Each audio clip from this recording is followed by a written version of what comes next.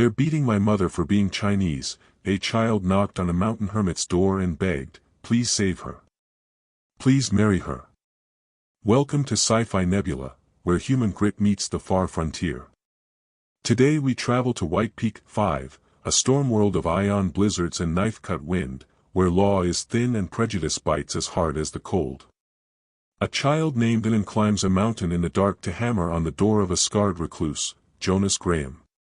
Her plea is simple and impossible: save my mother, and marry her so they stop. What follows isn't a fairy tale, it's the long work of choosing each other under weather that wants you gone. No prophecies. No miracles. Just people, building shelter, drawing lines, and daring to call it home. Chapter 1, The Cry in the Ion Blizzard. The first sound wasn't wind. It was a wire-thin scream that snapped across the ridge like metal under strain. Jonas Graham paused mid-stroke, wet stone arcing a gray crescent beneath his knife. The cabin hab shuddered as a gust slapped the smart shutters. Outside, White Peak 5 was in one of her moods, ion snow skirling sideways, static popping in blue pinpricks along the eaves. He listened. The scream came again, torn ragged by the gale, with other sounds stitched through it: coarse laughter, the dull thud of boots, the meat slap of fists against a body. He set the knife down. 3 long steps toward the door, and pounding rattled it first. Too light to be a man's fists. Fast. Desperate. Jonas threw the bar and swung the panel wide. A small figure pitched inward on a tumble of frozen air, a girl, Sino-Earthline, 9 or 10 at most. Snow clung in beads to her lashes, her cheeks were raw with cold. Her hands hooked his coat like claws. They're hurting her, she gasped, breath hitching. My mama. They're beating her because she's Chinese. Please. Please save her. The words tangled, crashed, righted themselves. And marry her so they stop. Jonas's face did not move. The scar along his left jaw lay pale as a chalk line. He had lived alone long enough to let silence answer most things. But the girl's grip didn't let him retreat into it. Her hands trembled. Warm tears soaked through canvas and into his shirt. When she tipped her chin up, her eyes, black, bright, stubborn with hope, cut through something calcified inside him. He didn't speak.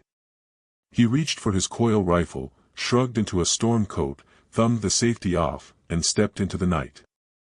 The girl spun and led, small boots punching through crust, the lantern at her hip bucking frantic circles of light.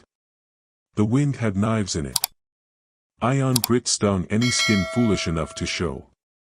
Jonas leaned his weight into the slope and followed the bobbing halo through timber black as a closed eye. Breath smoked white and tore away. Underfoot, ice plates cracked like old bones. Closer to the settlement, the sounds sharpened. Jeers. A woman's voice, low, choked, still defiant. The muscles along Jonas's back knotted like a rope taking load. They slid into a raw-edged clearing. 6 men ringed a slight figure in threadbare layers. She was small, her hair, black as a raven's wing and fretted with snow, had come free of its knot. Blood slicked one cheek, both hands were crossed tight over her ribs as if to hold them in. "Looky there," one of the men called, lantern light jumping ugly over his grin. The hermit crawled down from his hole. "This ain't your business, Graham," another said. "Walk away." Jonas stepped into the lantern wash. Snow took his boots to the ankle. He carried the rifle low, barrel angled, grip steady. He did not answer. Maybe he wants her. A third man's laugh was thin and hard. "Reckon he ain't touched a woman in years." The girl made a small sound behind the woodpile, a sound that wasn't quite a sob and wasn't quite a growl. One of the men shoved the woman. She sprawled, skidding on packed snow, coughed, and spat a fan of red that steamed as it fell. Jonas moved. He didn't warn. He didn't posture. The rifle stock came up in a tight arc and cracked an attacker's jaw with a noise you feel in your teeth. The man folded, lantern swinging wild light. Shouts erupted. Two rushed together. Jonas pivoted, shouldered one in the sternum, heel hooked the other off his feet. A knife flashed, he caught the wrist, twisted until the blade fell, slammed the man's head into the shack post.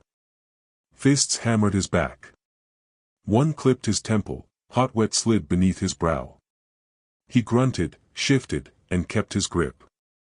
The woman scrambled, dragging herself toward the woodpile. The girl darted to her, whispering in two languages at once, neither of which asked permission to keep loving. The fight went mean and close. Breath steamed against the cold. Jonas's hands worked in the old shapes his body remembered from a different war: control the elbow, take the angle, put a man on the ground and make him choose breathing over pride. At last the leader, beard rime-crusted, eyes orange with torchlight and drink, hauled a friend up by the collar and spat blood into the snow. "This ain't over," he rasped. "You'll regret this, Graham.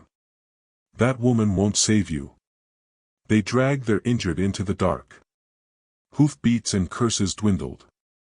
The storm found its own voice again. Jonas turned, chest heaving, blood from his temple seeping warm and sticky into the cold. The woman had made it to her knees. Up close, the damage tallied itself: swelling cheek, split lip, the careful way she protected her left side. She looked at him the way someone looks at a cliff in winter, wary of falling, grateful it hasn't fallen on them yet. He bent and lifted her. She was lighter than she should have been. Heat pulsed at her throat against his jacket. She didn't resist. The girl trotted at his heel, lantern jittering, breath whistling. They climbed. Snow took Jonas to mid-shin. He set each step like a promise and made the mountain keep it. Once the girl stumbled and the lantern swooped, he shifted the woman's weight and caught the child's wrist. For a heartbeat, both of her hands were in his, one tiny, one hurt, and the scar along his jaw jumped like a wire undercurrent. The cabin hab loomed at last, its roof load groaning, windows dim amber with banked heat. Jonas shouldered the door, kicked it shut behind, and dropped the bar. He laid the woman on the bed frame, tugged coarse blankets over her, and tuned the heater up a notch. The girl clambered onto the mattress and put both palms on her mother's face as if touch itself could stitch skin. Jonas stood a long moment with the rifle in his hand and other things in his head. Then he set the weapon in reach, crossed to the door, and threw the second bar with a sound like a sentence being written. The woman's eyes tracked him, wary and bright through pain. "Why?" she whispered, the English careful. "Help, why?" Jonas met her gaze. Something banked moved behind his. He didn't answer aloud. From the bed, the girl's voice rose, small and sure. "You'll marry Mama now, right?" The words hovered in the warm air like ice crystals, fragile, unignorable, while the wind clawed at the shutters and the mountain kept its counsel. Chapter 2: A Cabin That Remembered How to Breathe. Snow ticked politely at the panes, like 1,000 soft knuckles. Inside, heat uncurled from the stove in waves that smelled faintly of spruce and iron. Jonas stripped his coat, blood drying dark along his temple, and worked by habit: water on to boil, med pack unrolled, a mug made ready. He crushed a pinch of dried Mount Thyme between rough fingers, let it fall into the steaming cup, and set it within reach. The woman startled at the closeness, then wrapped both hands around the metal, as if warmth were a creature that might scamper if not held. She winced on the first sip, cut stinging, and drank anyway. The girl tucked herself under her mother's arm with the fierce efficiency of children who have practiced at comfort. Jonas returned to the stove, sat on the low bench, and cleaned the cut at his brow with antiseptic that burned like honesty. The cabin's silence shifted. It was no longer the hollow quiet of a place built for one. It held 3 breaths, the susurrus of blanket against skin, the small noises people make when they are trying not to. After a time, the woman spoke. "My name is Mei-Linh." The syllables were soft at the edges, strong at the core. Jonas fed a stick to the flames and watched them take. Jonas. Names settled between them, 2 stones placed on a fresh cairn so travelers would know which way to walk. The girl drifted, head nodding on her mother's shoulder. Mei-Linh smoothed hair from a damp forehead and began to hum. The lullaby was old and new at once, notes curling like steam. It threaded through the room and into corners Jonas had kept boarded up, lamplight on soft wood, the tiny weight of a sun against his chest, fever, days that took too much and left too little. He tightened his hands until the knuckles creaked and stayed in the present by counting, flame lick, stove hiss, breath in, breath out. When the song ended, only the fire remained to talk. "Thank you," Mei-Linh said quietly. Her English carried a careful music. "You saved us." Jonas shook his head once. "Men like that don't stop easy." Her jaw set, the muscle jumping beside her ear. "Then we should go." The idea landed sharper than it had any right to. He'd earned his solitude with loss and paid his taxes in quiet. He had built this shelter to be exactly big enough for one. But the thought of them stepping back into the storm, into the long open mouth of the settlement's malice, sat wrong in his ribs. "Not tonight," he said. She studied him, a long, steady look that seemed to weigh the difference between danger and help and decide which he was. Something unspoken bridged the space, not trust, not yet, but the first plank of it. Hours bent around the fire. Jonas tended heat and listened to the mountain press its shoulder to the walls. Mei-Linh dozed sitting up, every gust woke her, every time, her hand flew to her child and settled there, every time, she breathed again. Jonas padded to the peg and lifted a spare blanket. He draped it over her shoulders without comment. She flinched at the nearness, then eased beneath the wool, lips parting as if to thank him. No sound came. She lowered her gaze. He returned to the bench and the long stare into coals that men use to organize feelings they don't intend to discuss. Dawn crept late and gray. The storm had moved from rage to insistence. Anan woke first, scrubbing sleep from her face with both fists, then fixated on Jonas with frank curiosity. "You're big," she announced. He raised one brow. It was as close to a smile as his face could safely attempt without creasing something that might break. He ladled porridge, set bowls, and slid one toward Mei-Linh. She tried to rise and hissed, pain flaring along her ribs. Jonas was there without thinking, a steady hand under her elbow. She stiffened, pride flashing, then accepted the help. They ate, the scrape of spoons on tin counting seconds. After, he picked up one of Anan's boots. The sole flapped loose, more whole than leather. He threaded a heavy needle with waxed cord and stitched with a care that didn't look like it would fit in hands that had hit men last night. "You fix it good?" Anan asked, breath fogging the air above the table. "It'll hold," he said. She grinned gap-toothed and leaned harder into her mother's side. Mei-Ling's eyes softened. The shadow at the back of them didn't. A knock rattled the door. Not frantic. Businesslike. Jonas's hand went to the rifle, then to the upper bolt. He opened a slit. Trapper Cade stood there with ice in his beard and worry in his eyes. "Words out," he said by way of greeting. "Those boys you tangled with are stoking a bonfire of pride in town. Talk of marching back up here. Fire, maybe. Worse if they get brave." His gaze slid past Jonas and caught on the woman and child. Something unreadable crossed his face, pity mixed with the self-protection of men who have learned that caring is a luxury you pay for in kind.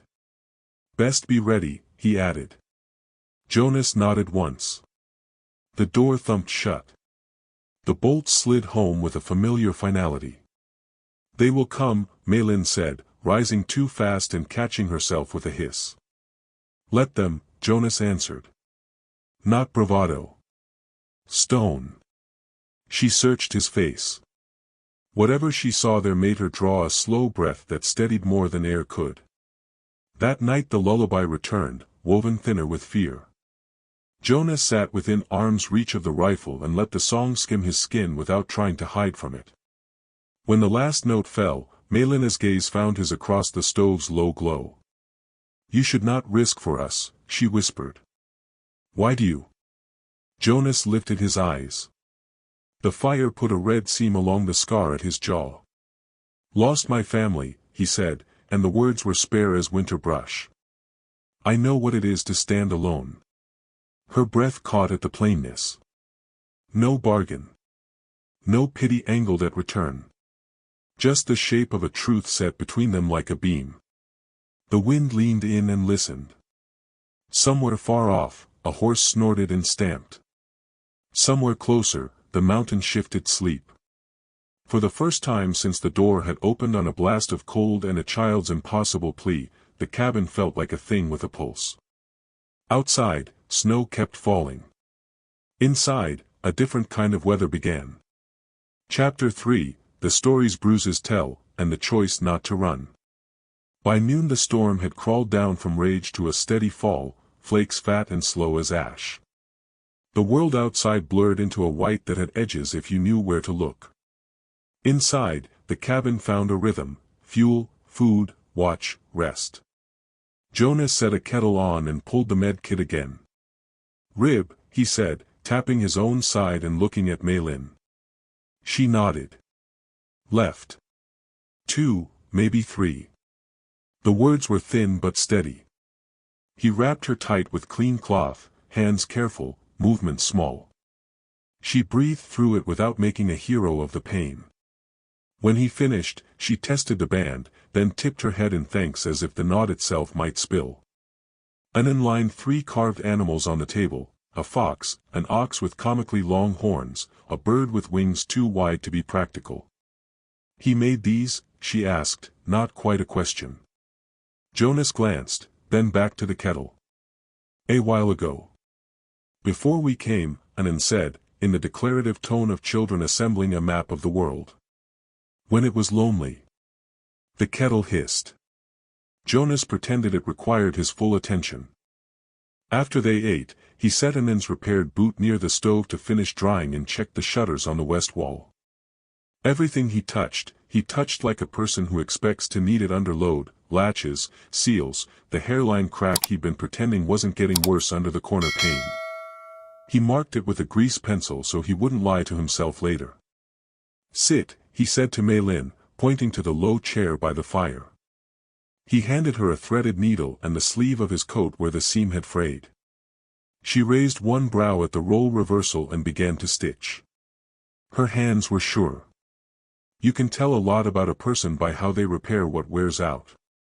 Anan fell asleep against her mother's hip, mouth open, fingers trusting. Mei-Ling watched her for a long minute, a small crease between her brows smoothing only when the child's breathing settled into its deeper register. "Guangdong," she said at last, eyes on the flames. The word came like a door opening. Jonas waited. "I left at 16, she went on, voice low, not for secrecy but because grief is heavy to lift. "My husband, Wei, he was older." "Not old." "Good." He laughed with his whole face. A small smile ghosted her mouth and was gone. "We sold what we had to buy 2 passages." White Peak sounded like gold. "They always do, until you touch them." She told him about the rail digs, long days under ice, damp that found lungs and stayed, tunnels with ribs of bent steel. About the collapse 6 months in, a rumble like the world clearing its throat and then the throat closing.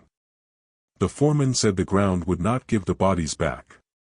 The contract said no liability beyond a number that bought a month of rice. "I washed," she said. "Cooked. Miners' shirts. Settlers' pots. Some were kind. Some spit. Some thought hands like mine meant they could take." Her jaw set. "I said no. They said disease, said not human. The ones last night, Harlan, he likes to make women afraid in front of other men. It makes him tall." Her gaze slid to Jonas. "If you had not come, he would have hurt me in front of Anan." The words were plain. They shook like a bridge in wind and held anyway. Jonas fed a log to the flames. Sparks leapt, raced up, died into the dark above the stovepipe. "I've buried people I loved," he said, staring at the red line of heat. "I don't do well with men who make laws for sport." She looked at him then, really looked, not inventorying a danger, but reading a life. The scar along his jaw caught a seam of firelight. In his face she must have found some shape she recognized, because her own eased a fraction. "We could go," she offered, and he heard that we land in the room. "Slip to Mile 8 Depot, catch a freight sled when weather lifts. Start over where they don't look at us." The hope in it was honest and bruised. Jonas's eyes flicked to the window where white pressed against glass. "Running buys time. Sometimes that's enough. Sometimes it teaches them we will always run. You think here is better?" "I think here is mine," he said, not with pride, but with the oath of a man who has bled on land until it knows his name. "And I think I'm done watching." She considered that, testing its weight against her own. After a moment she nodded, once, sharp. "Then we don't run." Anand stirred, muttered something about a fox and kicked the repaired boot off the warming stone with theatrical timing. Jonas caught it. Mei-Lin's laugh was a small thing, startled out of her and shy, and it filled more of the room than it should have. Toward evening, hoofbeats ghosted the ridge and faded, a scout or a drunk or both. Jonas set his back teeth, then went about the kind of chores men do when they expect a night to be long. He cleaned the rifle. He laid extra powder on the table he'd scrubbed that morning, as if neat stacks could order what was coming. He checked the axes, the snares, the spare bars for the shutters. He sketched a map in charcoal on a scrap of box panel, the yard, the woodpile, the line of the slope, the drifted cornice above the north swale, dangerous if touched since last week's wait. He marked 2 fallback positions and a narrow path through the trees that leads after 20 meters to rock, bare, safe from fire. Mei-Lin watched him and did not interrupt. When there was a place for doing, she did, broth thickened with roots, bandages cut, the stove cleaned so it would draw best if the door had to stay shut a night too long. She moved the way people move who know the cost of wasted motion. Trapper Cade came once more, late, breath smoking, hat rim icy. "They're talking stupid," he said. Harlan's pride got stepped on. He'll come to step it back on somebody. His eyes flicked again to Mei-Lin and the child. He didn't offer advice. Men who live long in bad places learn the value of shutting up before words make a shape they have to stand inside. "If you need a body," he said finally to Jonas, "my ridge is 3 miles and 1 prayer away." Jonas dipped his chin. It was the most he ever asked of another man. When Cade left, the light outside had the thin, tinny quality that says day is cashing in early. Jonas stepped onto the porch. The air bit. The world was a cathedral of cold. Mei-Lin came to the doorway, shawl tight, face bruises gone to the yellow stage. "They will come," she said softly. "Let them," he answered, same low even line as before. Not defiance. Not dare. A statement about where he would stand. She met it with the same. "We stand." The wind walked the ridge and moved on. Inside, Anand hummed a wrong-key version of her mother's lullaby to the carved ox, because oxen, like men, need songs before weather. Night walked up the slope. The cabin breathed. And nobody ran. Chapter 4, How You Ready a House to Meet Men and a Mountain. Preparation is a kindness you do for your own future. Jonas treated it like prayer. At first light, such as it was, he stomped a path around the cabin perimeter, forcing a trench into the waist-deep powder that gave him lines sighted and lanes he could move through when panic would make men stupid. He packed snow berms at 2 angles to block wind and bullets that pretend they are wind. He dragged the wood sled to the lee side so the pile couldn't be torched easy. He checked the roof load with a pole and a practiced ear. To the north, the heavy cornice above the swale hummed a little when the wind hit it wrong.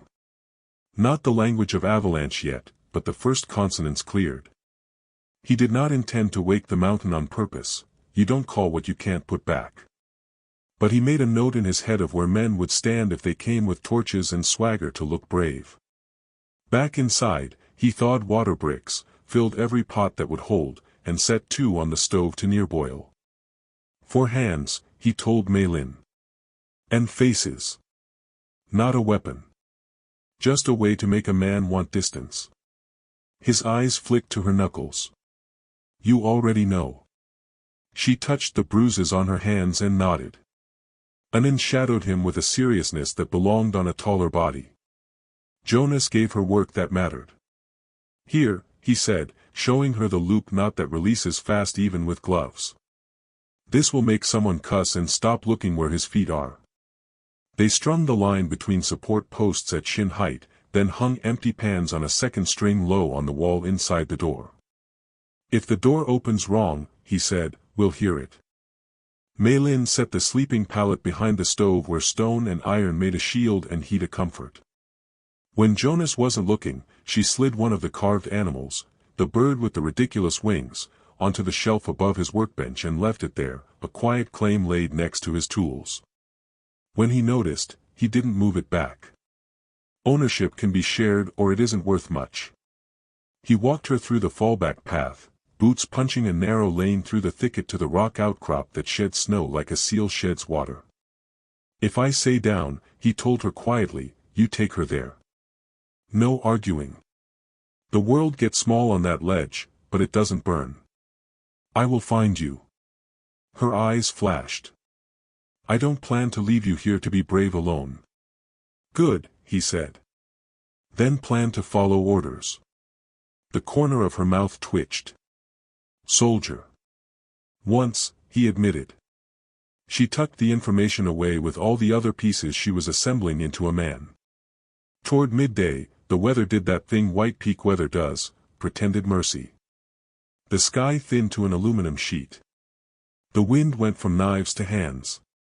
Through that temporary kindness walked 2 riders across the far ridge, their figures black cutouts moving left to right and gone.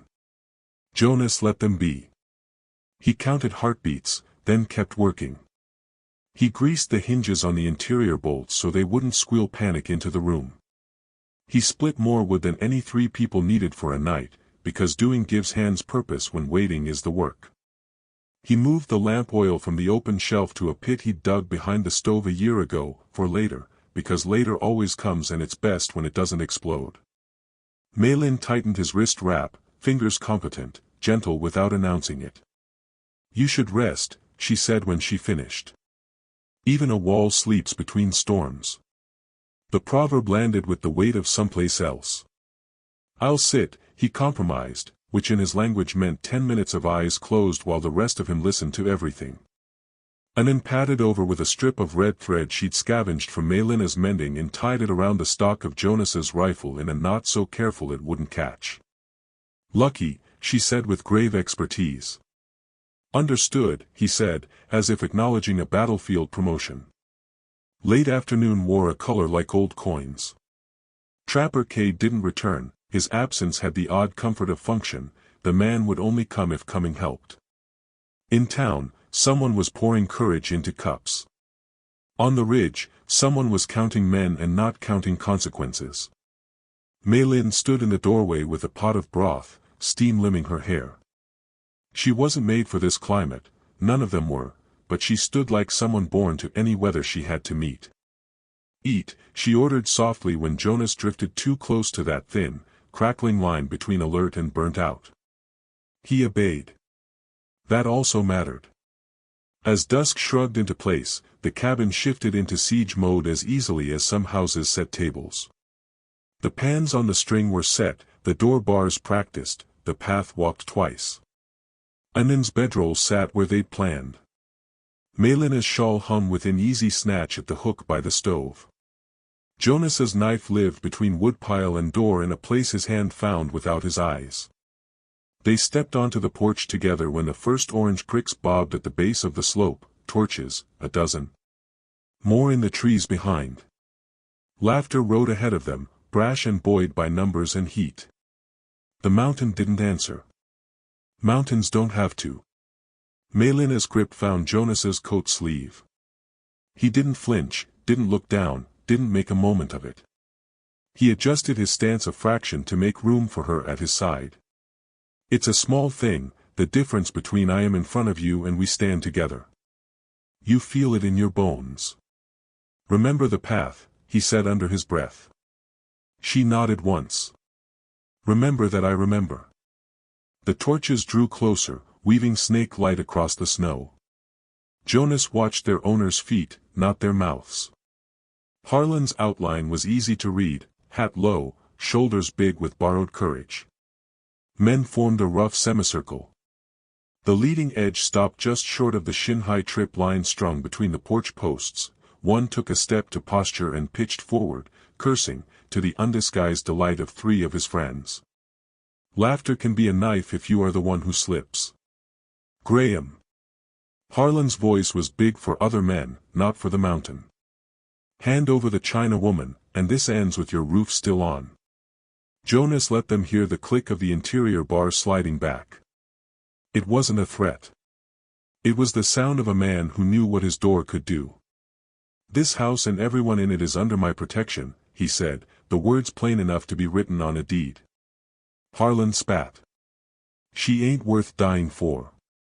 Mei-Linh took a half step forward, shoulder brushing Jonas's. I am worth living beside, she said, not loud, but the kind of quiet that cuts. The men shifted, unsettled by a woman who would speak like she belonged in a sentence. One took the torch higher as if flame were authority.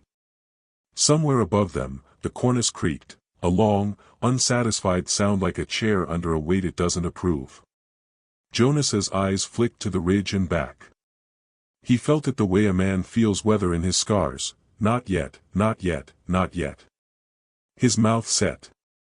Last chance, Harlan called, but his voice had more snow in it than swagger now. You had your chance last night, Jonas said.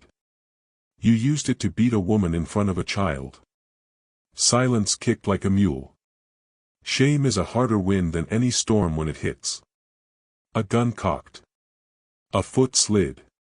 The pan line inside the door chimed faintly as the draft shifted, the cabin hearing with tin what men miss with pride. Inside, Jonas murmured to Mei-Linh. On my word. No, she said. With your word. The torches took a step forward as a single animal. Somewhere high above, the mountain gathered its breath. Chapter 5, The Night of Torches, and How the Mountain Chose to Answer. The torch light shook on men and snow and the black ribs of trees. Harlan lifted his arm, signal or swagger, Jonas couldn't tell, and took a step that would have brought him to the edge of the shin line if his friend hadn't grabbed his coat. Move, Harlan snarled, and moved anyway. Jonas didn't aim for warnings. He put a round into the torch in Harlan's hand. The coil spat, iron sang, the torch burst, pitch flaring, then dying in a hiss that threw orange across white. For a heartbeat the men saw not Jonas but their own breath, ragged and doubtful. And then pride, more flammable than pitch, caught. A gun barked left. Jonas felt the shot smack the porch post and splinter, a sting across his cheek. He fired once, clean, and a man folded like a tent taken at the wrong angle. Another rushed the steps. His boot caught the shin line and he went down face first, teeth thudding into wood. He screamed in a way that made 2 of his friends laugh and then stop when they remembered where the porch was. Inside, Jonas said softly. With, Mei-Linh answered, not moving away from his shoulder. 2 men came together. Jonas slid, heel braced, and swung the rifle stock hard into a collarbone. He felt it give. A 3rd man wedged between them and the door. He made a grab for the handle and got boiling broth in the face for his trouble. Mei-Linh had the pot already in her hands, wrist steady. He went down clawing at his eyes, steam rising off his skin, torch rolling out of his grip to scorch tracks in the snow. Anan cried out, a high sound Jonas had already decided he never wanted to hear again, and clung to her mother's coat. Back, Jonas said, because there is a line between wall and door where being brave is just being in the way. Stove path. Mei-Linh moved, curling herself around the child, shawl dragged forward like a second pair of arms. 2 more came. Jonas met them at the porch edge where footing is a weapon. Fist into ribs. Knee through thigh. Ahead to the railing with a sound that turned stomachs and decisions. Take the woman, someone shouted, and if the words had been a command in his house, Jonas would have known what to do with them. Out here, they were tinder. Harlan had found another torch. He held it high, face devil-lit. Burn him out. The word burn hit something old and hard in Jonas. The mountain chose that moment to speak. It began as a long creak across the north swale, the kind of sound a chair makes under a heavier man, amplified by a billion chairs of wind-packed snow. Every head jerked toward the ridge. Hold, someone yelled, as if the mountain listened to men. It didn't listen. The cornice tore. White moved like a creature waking angry. The avalanche pulled its first breath, a long, collective suck of powder, and then exhaled down the slope. Torches snapped and went. Men yelled and scattered, slow as dreams in waist-deep snow. The slide took the top of the clearing, bit a mouthful of trees, spat branches, and came on, its front wave boiling, its belly grinding. Jonas grabbed the porch post and wrapped his arm, feet planted wide. The first edge of it kissed the yard, hard, cold, fast, rushed knee-high around the steps, slammed into the woodpile with a sound like a barn door kicked by God, and kept going, the main body sluicing past the far side of the yard and into the draw. Men tumbled. Some disappeared. Some crawled, black dots in a field of moving milk, who would run stories in bars if they lived to drink again. Harlan flailed, lost his torch, found it, lost it, went down to his armpits, and learned that his friends had names for their own fear. The avalanche spent itself with a final growl and a thump that throbbed in the soles of feet and the meat of teeth. Then, silence. Not the ordinary kind. The kind that only comes after very large things decide they are done. Jonas loosened his grip on the post. He could feel blood on his cheek, sticky and warm in air that didn't deserve warmth. He breathed once, twice, and checked the door. Mei-Linh stood there, and unlocked into the circle of her body. Both were dusted with blown snow from the door seam. Both were shaking. Both were standing. The yard had been changed. The far fence was gone, taken like a line in sand. 3 torches lay dead, half-eaten by snow. 2 men were gone and would be part of the mountain until spring, if then. The rest fled, leaving curses and a promise to become someone else by morning. Harlan staggered at the edge of the slide, one arm limp against his side. He glared up, found his hatred, and aimed it. Hatred travels badly uphill. Get gone, Jonas said, voice flat with the fatigue of not being dead. Tonight you got to leave. Tomorrow you get to decide who you are. Harlan spat red, dark against white, and stumbled into the trees. Jonas turned his back on him, an insult, and a kind of grace, and stepped inside. Mei-Ling's hands reached for his face at the same time his hands reached for her shoulders. Her fingers hovered, then settled at his brow, careful of the cut, careful of the man beneath it. She used the edge of her sleeve to wipe blood he couldn't see. Her voice was raw and certain. They will not come again. He didn't promise. He didn't argue. His eyes slid past her to the child, and then back like a compass finding north. Something in his chest shifted and found a place it hadn't had the courage to admit was empty. Annan unhooked one hand from her mother's coat and put it in Jonas's. It fit, like small things fit in old scars. You saved Mama, she said, voice shaking, pride steady. You saved us. Now you'll marry her. Right? The cabin exhaled. The stove ticked. Jonas looked at Mei-Ling as if the question were a weight he had been bracing for and was relieved to finally carry. Outside, the mountain settled the way a great animal does after it rolls. Inside, 3 people listened to their own breathing and heard a future in it. Chapter 6, The Paper Shield, and the Door That Opens. Dawn leaked thin across the ridge, more suggestion than light. Smoke lifted from the stovepipe a straight line before the wind found it. The slide's edge gleamed like a blunt blade beyond the yard. Jonas checked for movement with the old soldier's patience, nothing but 3 crows landing at the tree-line to conduct the mountain's inventory. He shut the door and turned back to the room that had been his and wasn't anymore. They were running on the kind of tired that lives in bones. The cabin smelled of broth and singed pitch and metal. Mei-Linh had washed the worst of the blood from his cheek and drawn the bandage tight enough to feel like someone else's hand holding on. He had wrapped her ribs better by lamplight, fingers steadying the thin tremor there that was fear, or shock, or the body finally agreeing to notice pain. And then had fallen asleep with a carved fox in her fist and her foot pressed against both of their shins as if to anchor all 3 together. Jonas stood with his hands on the back of a chair and looked at the only answer that made sense.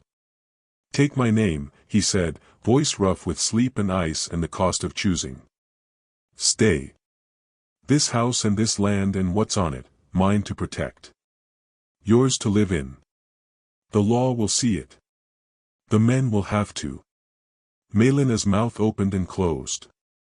Tears rose without theatrics and slid down the clean line of her cheek. She nodded once, quick, like a person too aware that moments can break under too much ceremony. "Yes." And then sat up, hair wild, grin brighter than the window. "Then we're a family," she declared, and the grammar of it, present tense, did more than any vow. They made it formal because the Homestead Code asks for paper even where mountains do not. Jonas dug in the storage bin under the bench and brought out a pair bond registration, a blank he had told himself he kept for barter and had kept for ghosts. He set it on the table and rinsed ink that had gone thick with forgetting. He wrote Jonas Graham in a hand that had signed orders and discharge and then nothing worth seeing. He looked at her.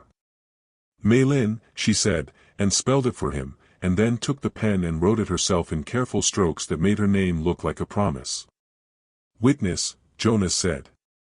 As if summoned by the word, a knock came, not the brittle tap of anger, but the quick rap of people who still have breath to spare.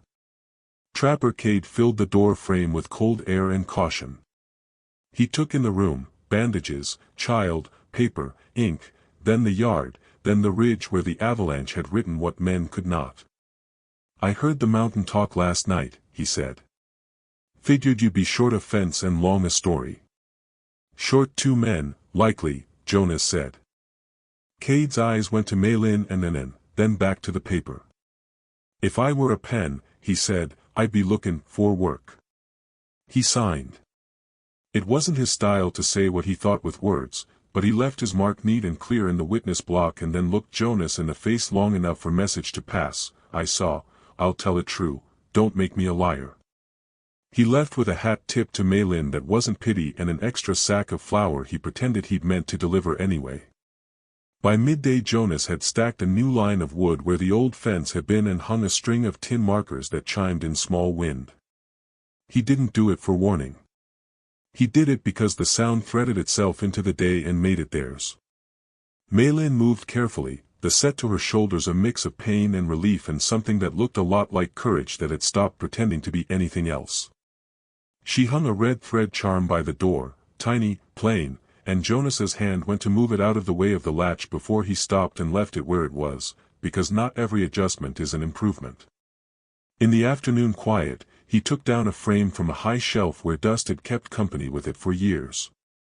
He slid into it a snapshot he'd made with the old field cam of the herd on the basin at first light, horns and frost and breath like smoke. He set it on the shelf by the stove. Mei-Ling glanced at it and then at him and didn't say anything. The not saying was its own kind of tenderness. They ate together with the awkwardness of people learning a new gravity. And then narrated the day to the carved animals in case they were listeners.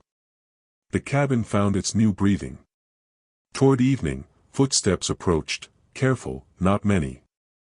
Jonas stepped onto the porch with the easy weight of his rifle and the easier weight of being done with hiding. 2 men from town stood a little too far back from the line where the yard began. They had the embarrassed look of men who had seen themselves reflected last night and not liked the angle.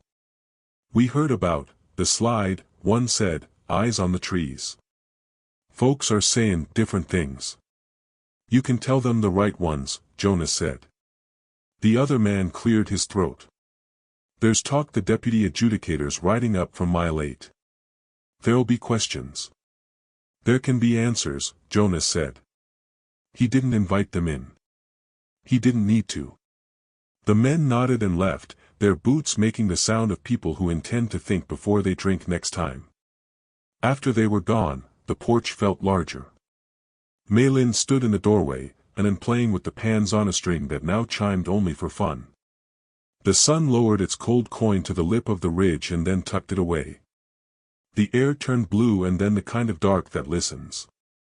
Jonas looked at the two of them and then at the door, still barred, but the kind of barred that means ours, not mine.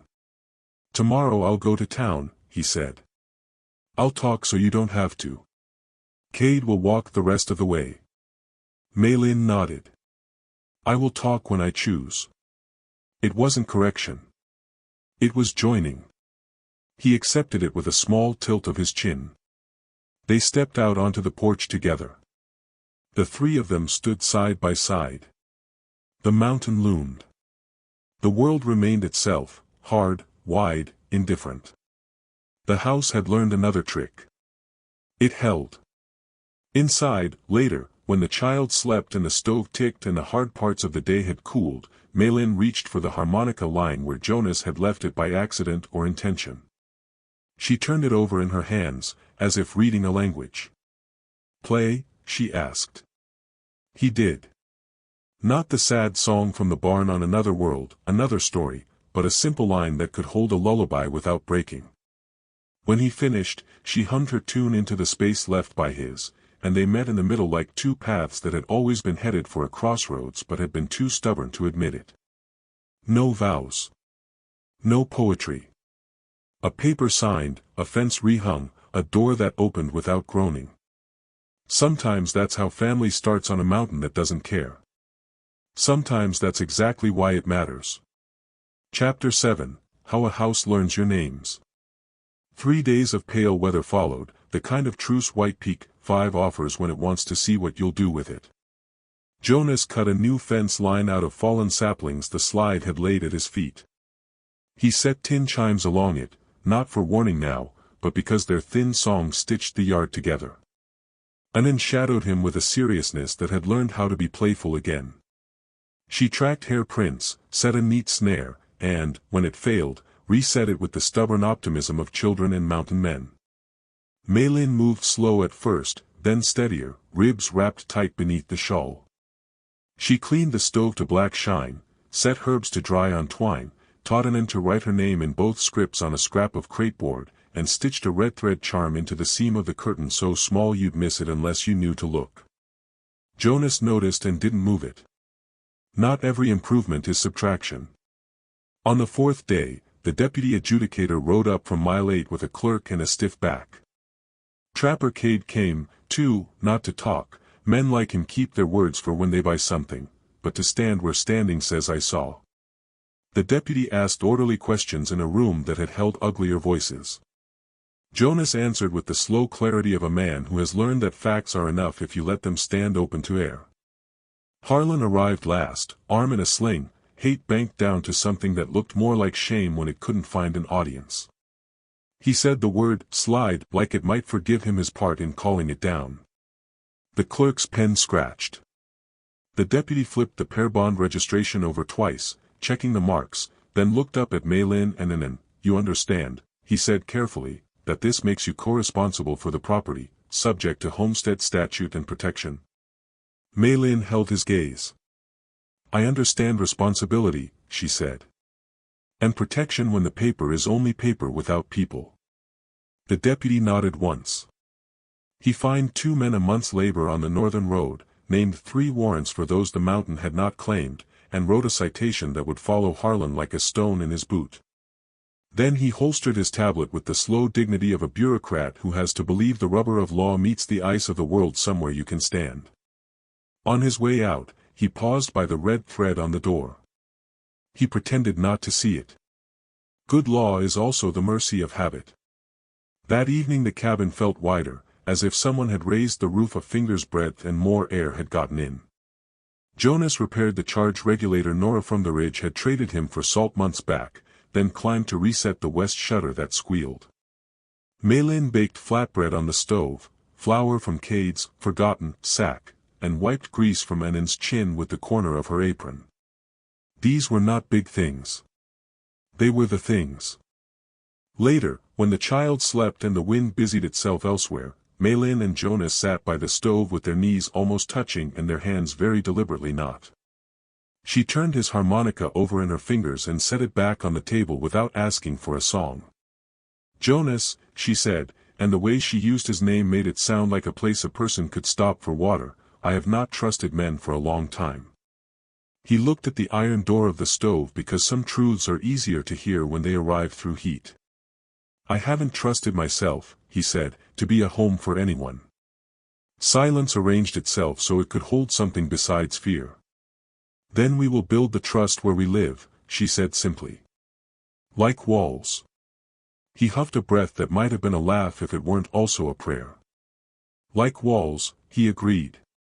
She took his hand then, not to test, not to steady, but to place her palm on the back of his like laying claim to a table before market crowds, a small, practical gesture with large, impractical consequences. He turned his hand and their fingers laced without instruction. The stove ticked approval. The next morning, Jonas left a frame on the shelf, 2 spaces in it. One held the herd at first light, horns foglit. The other, empty, waited. Not for ghosts. For a picture they had not yet taken because they had not yet had a reason to stand still together and smile at a machine. Reason came in pieces. Annen's snare finally held. She paraded the hair like a festival banner. Mei-Linh made stew that tasted like staying. Jonas mended the old sled just because winter asks for joy that slides. They took the sled to the north swale and, after checking the cornice with sober eyes, let the child shriek laughter down a groomed strip while 2 adults pretended they were only there to supervise. Back at the porch, Annen presented the day's official grievance. No one pushed me, she said, scandalized. Jonas looked at Mei-Linh. We failed in our duties. Mei-Linh stood behind the child, placed both hands on her small back, and, at Annen's count, pushed. The sled leapt forward like relief. Jonas jogged alongside and pretended he wasn't laughing. The mountain watched, uninterested and magnificent. The house watched, very interested, and learned their names better. That night, the lullaby and the harmonica found a key they could share. Jonas didn't hide the instrument anymore. He played quiet and true. Mei-Ling's voice slipped in under the melody and carried the part he didn't know how to. The music felt like a fence you can lean against and look far. If there was a moment either would have called love, it came unannounced and without fireworks. Mei-Ling set a cup of tea near his hand and he said thank you like a man who had stopped rationing gratitude. He touched the corner of her mouth with his thumb when broth left a shine there, and she didn't flinch as a reflex, only smiled as a choice. They were not rushing. They were settling, a verb underused by the brave and overused by the defeated. Here it meant exactly what it should, to let the good you've made stop shaking in your hands. Chapter 8, Paradise, as much as a mountain allows. The thaw came late and marginal, a white peak thaw measured in softer knives and a blue that stayed 5 minutes longer on the ridge. The tin chimes sounded different in the spring wind. The cabin smelled of wood and wool and stew and the clean bite of snow melted off boots. Word traveled, slow, sideways, then all at once, that Jonas Graham wasn't alone anymore and that the woman at his table wasn't a rumor or a problem or a lesson for other women. She was Mei-Ling, and she had a child who would look you in the eye, and if you came up that slope at night with your mouth full of the wrong kind of courage, the mountain had already told you what it thought of that. Men in town began to choose other jokes. The road crew on the north cut widened the ditch, and Harlan learned to live with a sling and a citation and the way shame chooses its own schedule.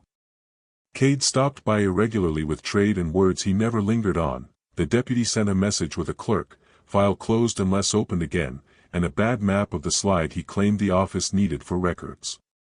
On a morning when the sky passed for kind, Jonas set the old field cam on the porch rail and frowned at its obstinate lens. Mei-Linh took it, turned it gently, and showed him where the focus had been wrong for years. "Ah," he said, in the tone of men who concede a point gladly when they respect the winner. They stood together in the doorway, and wedged between like a small, grinning nail holding two boards true, and let the cam count down.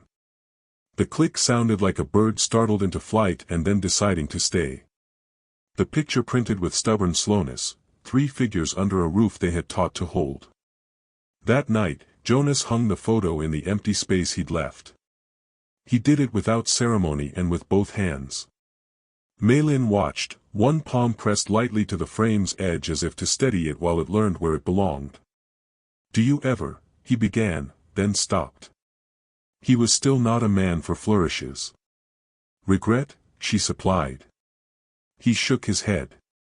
"Wonder if I'm building fast enough to pay back the time I wasted." She turned his face with 2 fingers, not to force attention but to share it. "We are paying back the world by living," she said. "No one audits that ledger but us." He absorbed it the way a field takes light after a storm. They walked the fence at dusk. The tins chimed like small, sensible bells. The herd lifted their heavy heads in the basin. The ridge wore its last lace of snow, reluctant and beautiful. Annan ran ahead and then back, orbiting them like a happy moon. On the porch, Mei-Linh cracked the window so the music could reach the yard. Jonas played. She sang. The notes met and held hands. It was not a song for the mountain, mountains don't care. It was for the house and the child and the 2 people who had decided that family isn't given, it's forged, over stew, under law, in fights you don't pick but finish, in mornings where you say good and mean it. When the last note settled, silence returned, the good kind, full and warm. Jonas set the harmonica down. Mei-Linh leaned her head to his shoulder. Annan, already fighting sleep and losing, murmured, "We're a family," as if reminding the night of its duties. They stood there long enough to make it count. The wind moved on. The stars showed up like punctual friends. Somewhere far off, a train on the Mile 8 line threw a thin thread of sound across the dark and didn't ask to be chased. If the glow from this little porch made the cold around you ease even a fraction, then add your spark to ours, tap like, subscribe to Sci-Fi Nebula, and drop 1 line below about the moment you'd start building, not running.